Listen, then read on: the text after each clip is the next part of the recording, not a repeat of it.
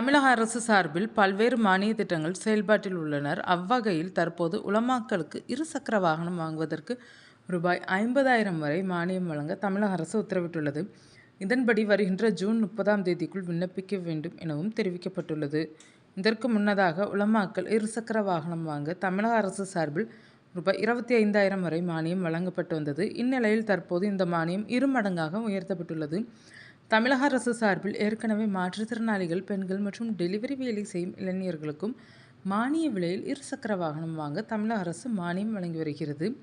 இஸ்லாமிய கோட்பாடுகளை ஆழமாக படித்து தேர்ந்த அறிஞர்களை உலமாக்கள் என்று அழைப்போம். இவர்கள் இஸ்லாமிய கல்வி நிறுவனங்கள் மற்றும் பல்கலைக்கழகங்களில் ஆலிம் மற்றும் மௌலாவி போன்ற பட்டங்களை பெற்றிருப்பார்கள். பள்ளிவாசல்கள் மற்றும் கல்வி நிலையங்கள் மூலம் பொதுமக்களுக்கு மார்க்க ரீதியான கல்வியை உலமாக்கள் போதிப்பார்.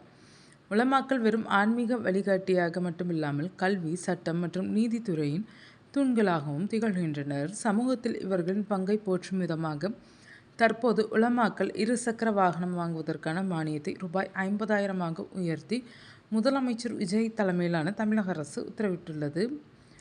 இதற்கு யாரெல்லாம் விண்ணப்பிக்கலாம் என்பதையும் பார்ப்போம். தமிழ்நாடு உலமாக்கள் மற்றும் பணியாளர்கள் நல வாரியத்தில் உறுப்பினராக இருப்பவர்கள் மானியம் பெற விண்ணப்பிக்கலாம். பள்ளிவாசலில் பணிபுரியும் ஆலிம்கள், இமாம்கள், அரபி ஆசிரியர்கள் மற்றும் ஆசிரியைகள் உட்பட அனைத்து உலமாக்களும் இருசக்கர வாகன மானிய திட்டத்திற்கு விண்ணப்பிக்கலாம். இவர்கள் குறைந்தபட்சம் 3 ஆண்டுகள் பணி அனுபவம் பெற்றிருக்க வேண்டும். வயது வரம்பு 18 முதல் 60 வயதுக்குட்பட்டோர். மாவட்ட வாரியாக ஆட்சியர் அலுவலகத்தில் உள்ள சிறுபான்மையினர் நலத்துறை அலுவலரிடம் மானியம் பெறுவதற்கான விண்ணப்ப படிவத்தை பெற்றுக்கொள்ளலாம்.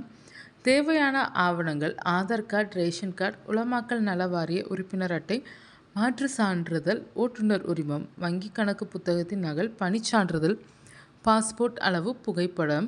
பூர்த்தி செய்த படிவத்தை ஜூன் 30ஆம் தேதிக்குள் சமர்ப்பிக்க வேண்டும். உங்களது படிவத்தை அதிகாரிகள் பரிசீலனை செய்து ஒப்புதல் அளித்த பிறகே நீங்கள் இருசக்கர வாகனத்தை வாங்க வேண்டும்.